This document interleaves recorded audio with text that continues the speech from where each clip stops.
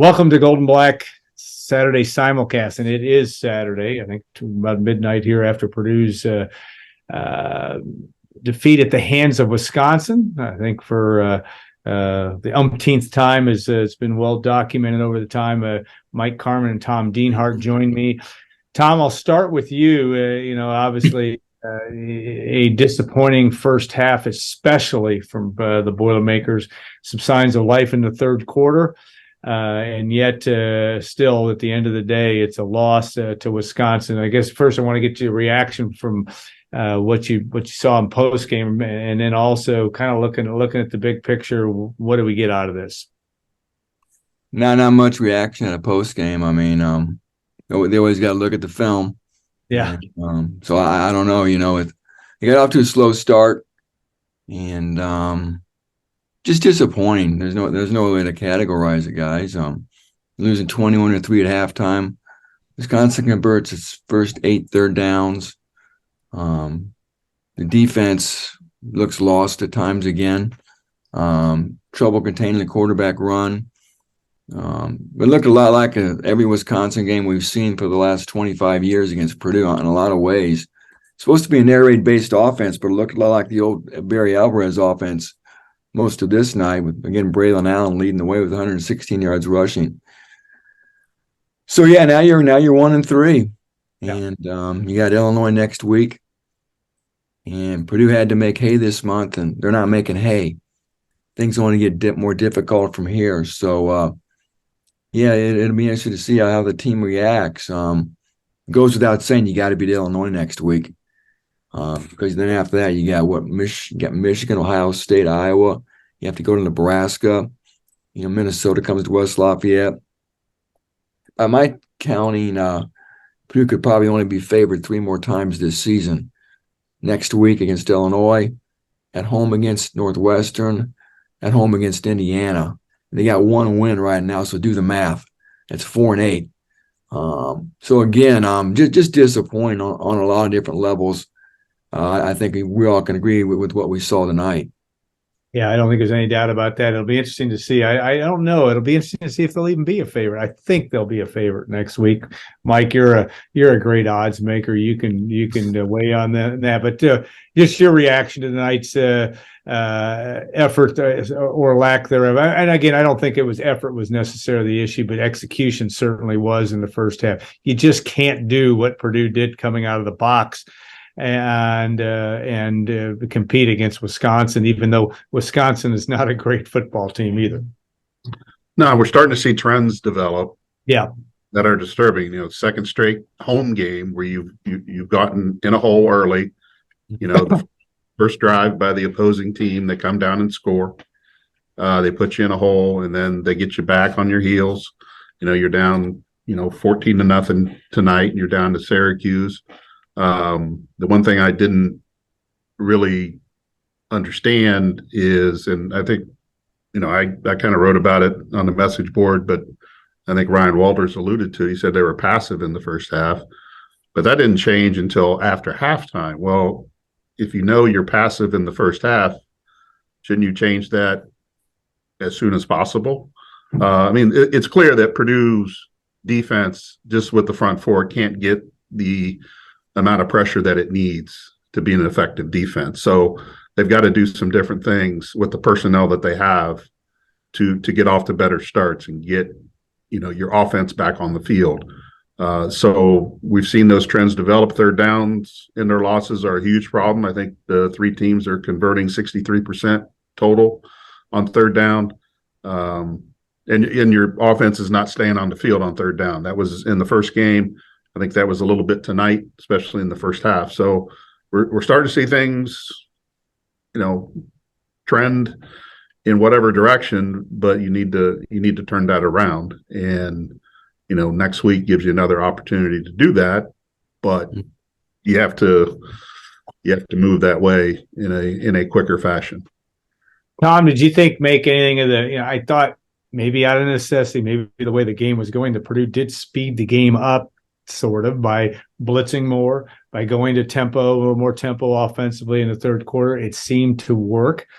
some. Any feeling that you'll see more of that, or was that just a function of where the game was and how Purdue played it? Because we've talked about how that fact that offense isn't fooling anybody, at least didn't in the first half. Did a little bit more in the second half. Purdue did run the ball, actually 194 yards or whatever it was. I mean, that's the most they've had against Wisconsin since they last beat them in Ross-Ade Stadium, I should say. But my point is anything to be taken from that, more blitzing? Do you think that's a key thing, or is that just the fact that you're down 21-3 in the half and you had to do something?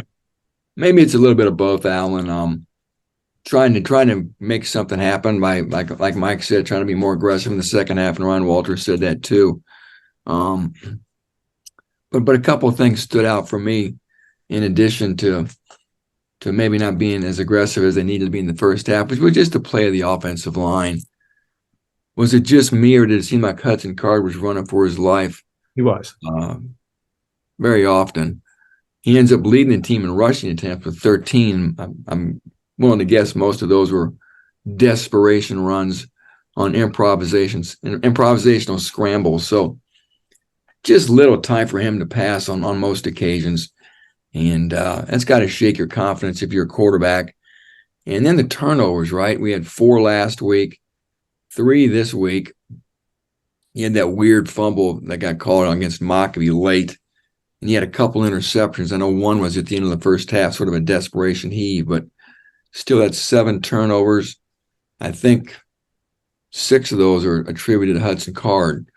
So yeah, that turnover bug continued again tonight. And then how about the curious case of Devin Mockabee? I guess we thought maybe we'd see a little bit, maybe less of him tonight, that he wouldn't start. And sure enough, he didn't start, right? After having 3 fumbles last week.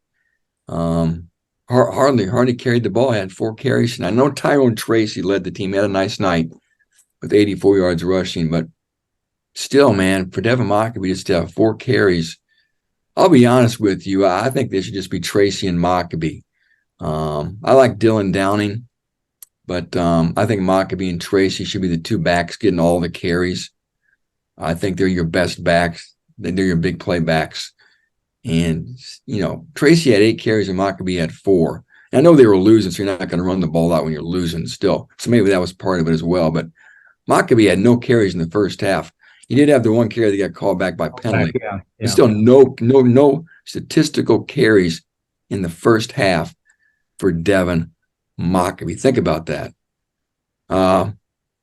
3 fumbles or no 3 fumbles. But anyway, so those were a couple of things that stood out to me with the continued issues with turnovers, Devin Maccabee's use, and again, Hudson Card often scrambling and running for his life behind the offensive line. But one good note about the line, guys, we saw Gus Hartwig back in action tonight. I mean, he had to start, didn't play the entire game, but just getting him back, I think we all can agree, had to help that front. Yeah, no doubt. Devin, unfortunately, also he didn't help himself by the one play where he didn't play to the whistle. That was an unfortunate situation where I know it was a situation where I didn't think it was going to be I thought it was going to be, it looked like a forward pass, clearly. But the call ended up being right, at least looking at it on replay. But an unfortunate thing there. But yeah, again, the kind of mistakes you can't make as a team.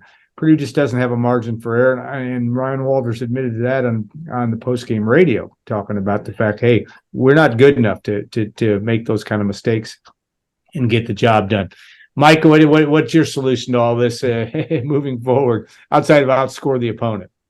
Well, first of all, I don't know if they need to decide who their number 1 running back is going to be, but now you have a question as far as who's going to be your main running back. Maybe it can be a shared thing, but they seemed by design tonight would go with a 3-back rotation with Tracy, Mockabee, and Dylan Downing. Downing had a nice run there. In one run, yeah. He had a nice run there in the first half. But that's a question I have moving forward is, who's going to be the guy that you rely on? And, they got in a couple short yardage situations and Card got him out of it on the touchdown run. But it was nice to see a little variety out of that. With the offensive line, again, you bring Gus Hartwig in now. He's an experienced guy, but he hasn't played with the current group. So how much of a learning curve now or a growth curve with this unit.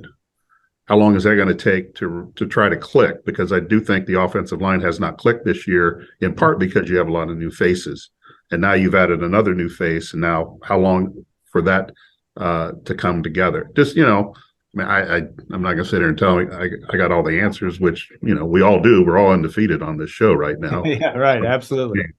But they don't have to play the perfect game, but you can't have the mistakes that they've had. The penalties, they had 2 penalties on the one drive that wiped out 39 yards. That maybe took them out of field goal range. A chance to get some points early. So they're doing things to themselves a lot. Wisconsin, not a great team, but they're still good enough to beat Purdue. And that, as of right now, it's not going to change for a while. Yeah. Who knows when they'll play again with the schedule the way it is, and maybe a period of time. All right, Tom, you got it. Like you said, we talked about Illinois next week. I know we can all look at games that they can win. There are 5 games, in my opinion, that they should be very competitive in. They won't be favorites. I agree with you. With maybe the 3 you're talking about, with Illinois and Indiana Northwestern, but. This is a team that, I think one thing, the environment, again, they had 55,000 here tonight, even though it was a Friday and a late arriving crowd. The one thing you don't want to do, and I'm not saying it's going to happen, but I'm saying you do want to, and you've lost 3 in a row at home. It's really nice to win at home and send your home fans home, happy, especially as good as the environment's been. I think it adds a little extra weight to the urgency of next week's game, especially homecoming and Drew Brees coming to town and all that stuff. Yeah, homecoming. I guess the Tiller Tunnel will be dedicated. I think Arnett Tiller's supposed to be back, and several members of Joe Tiller's family. So yeah, Alan, you're right. It's a big game, and you like to send the home fans back to their RVs and cars and tailgates. With a smile on their face, get that first win of the season in West Lafayette. Here comes Illinois, right? These storylines write themselves this week. We all know that's where Ryan Walters came from. Several staff members followed him from Champaign on I-74 to West Lafayette. And Illinois struggles are well documented. They play Florida Atlantic tomorrow looking for a win, but they've really struggled. You'd think this is a game Purdue would have a good chance to win, but again, just the undercurrent of maybe it doesn't matter, but still, you got to think, boy, Ryan Walters would love to beat his old boss and vice versa for Brett Bielema. So, yeah, just a lot of intrigue. And my gosh, Purdue cannot go 1-4 in September. They can, but man, 1-4 guys lose. Then you're 1-6. Lose 4 games at home. My goodness, you talk about really testing your coaching mettle. So, September 30th, maybe that's way too early in the year to say this is a must win. But boy, if Purdue really has its sights on trying to get to a bowl game, you got to find a way to beat Illinois to reach 6 wins. Because if you don't, I'll be real hard pressed to find 5 wins in October and November this team could rack up. I think that's absolutely true. 2018, Purdue started they lost those first 3. Yeah. Beat Boston College, a ranked Boston College team, as I remember. Mm-hmm. But they also had a guy named Rondale Moore on that team that was a huge difference maker. And Mike, I think that's as we start to wind this down, but I want to talk about a little bit about that playmaker. Deion Burks, you see that sign of him, of somebody. I know that the Air Raid and Tom's written, you both have written about this is not necessarily a downfield offense, but I think your longest pass play, 18 or 19 yards today. Now, again, fairness, Wisconsin had a 34-yard reception, but it was after 20 yards after the catch. My point is neither team really did much, so Wisconsin had some opportunities to complete them downfield. They just didn't. They had a couple of drops. My point is, where does that, can Purdue find a playmaker in the passing game? Yassine's been good. Certainly Max Clare has been good, but and I like what I see out of Burks, but it seems to me you still got to find somebody who can scare another defensive coordinator. Well, they don't have the big tall receiver that we're accustomed to seeing, the go-to guy, the star power, and I think that was a big question coming into the year is where was the star power at the receiving corps? I know they had an injury from a transfer, but it's hard to bank on that because we had not seen him in Purdue's system. So, and this is the receivers that they're going to go with. So I think it's partly on Hudson Card to elevate the play of the receivers, where in the past Purdue's had receivers that would elevate the play of the quarterback, with David Bell and Rondell Moore, Charlie Jones, so on and so forth. So they, by their choice, by Purdue's choice, they are putting a limited group of playmakers on the field, and that includes tight ends and everything. They're not expanding the receiver room. These are the guys they're going with right now. Now, if there's an injury, what happens? But they have to figure out a way to get a few more explosive plays. But, Card needs to have some time. He can't be running for his life the whole time. And teams are going to continue to get after, Purdue's quarterback and try to take advantage of some of that lack of cohesion on the offensive line that they're going through right now. And it doesn't have to be big plays. I mean, you get the ball in Deion Burke's hands, as we saw in the first game, and he can make an 84-yard play for you. Mm-hmm. So do you try to do some different things with him to get him the ball and use his athleticism to create some big plays? And, same with some of these other guys. And, that's going to be part of it, but they're also going to need something out of their running game. Bottom line is they just have to cut out their turnovers. They're killing them. The penalties are killing them, putting them in bad down and distance situations. And there's just, there's a lot of things that Purdue can't afford. And I think we've seen those the last two games, that they can't have them if they're going to beat, especially Big Ten teams. And it doesn't matter who the Big Ten team is. All right, Tom, closing thoughts. It's a lot about adjustment and finding ways. Like I said, you talked about it last week about Deion Burks getting him the ball, but it's also just that adjustment of coaching, a new coach trying to adjust to, we talked about adversity. We didn't know how fast it was going to come. We didn't think it was necessarily going to come in September. It's here. Yeah. And it's not time to panic, but it is time to, you just want to have enough success. So if you're Ryan Walters, what's the first thing you're focusing on as you look ahead to next week? We talked about there was no finger pointing in the locker room. Yeah. So you want to make sure everybody still stays on the same page and that they're unified. And there's no dissension in the troops. Because as I've said, and it's not an original thought, but you always find out more about people in adversity than when things are going well. So everybody's true colors will come out now, right? There is a sense of urgency. Let's not kid ourselves. There's no need to panic, but there is a sense of urgency. I think we've chronicled why there's a sense of urgency at this point. And again, I think more than anything, like I said, is keeping everybody together, circle the wagons, stay on course, and they got to continue to believe in what Ryan Walters and his coaches are selling and teaching and coaching. I think that's maybe the most important thing. You can't make real radical changes at this point. You can't change your personnel. You can't start installing a bunch of new schemes and stuff. So you have to continue believing in what you're doing. I think Mike and others have talked about a lot of these things are self-inflicted, with the turnovers and the penalties in particular, some of the blown assignments. So it's not like they're that far off. I know these last two games have been ugly, but again, just stay in the course and not panicking and continuing to believe. You always want to win, but this team needs to taste a win very badly at this point, just to sort of pick itself up as it turns the corner and turns the page into October here. Chronological age is not the whole factor for Ryan Walters at age 37, but maturity is. And I'm not saying that you can't do it, but it's going to test that ability to stay, like you said, stay in front of things, stay as positive you can, and keep your team as engaged as it possibly can be, because you're going to have different measuring sticks for the rest of these games this year. There will be certain games where you're going to maybe measure yourself a little bit differently. I'm talking about the Ohio State and Michigan type of games, but you've got to find a way to, if you're Purdue, to move that needle forward, one would say. All right, gentlemen, it's late enough. We appreciate your time tonight. Want to thank the Union Club Hotel for sponsoring it, the Boiler Up Bar, 811 Bistro. We're grateful for them. We also remind folks that you can, in fact, subscribe to goldenblack.com if you want to read Tom Dienhart's work and Mike Carmin's musings.